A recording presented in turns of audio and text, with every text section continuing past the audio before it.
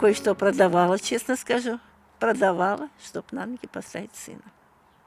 Это для меня, это золото для меня.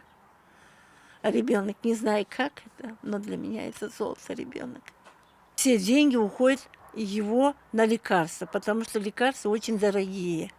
Куда-то отправляются. Если здесь в аптеке есть, она еще дешевле. А если заказывают где-то, это дорого, очень дорого выходит.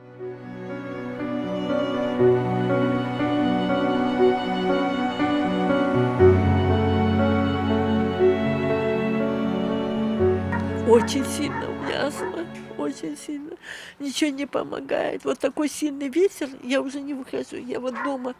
Надо мне что-нибудь, Руслан, принеси балам. Руслан, сделай вот это. О, да, Юрий спотыкается часто. Вот.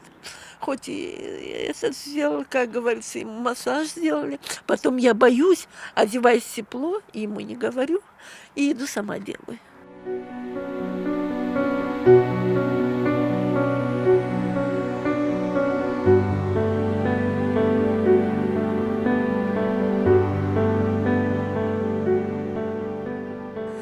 И вот скорая приезжает, видит: Лена, а что у вас света нет? Я говорю, света нет.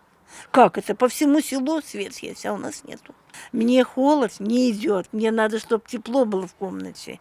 Не то, что я люблю, потом я экономлю, и скорой мы не вызываем. Не хочется, а бывает на день, если прохладно, 5-6 раз скорая приезжает.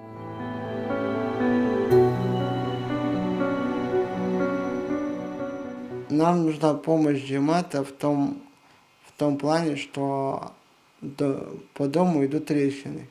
То есть это в некоторых местах осел дом. То есть нужно на стяжку дома. Это основное, самое главное.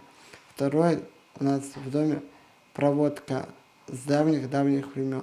То есть она где-то замыкается.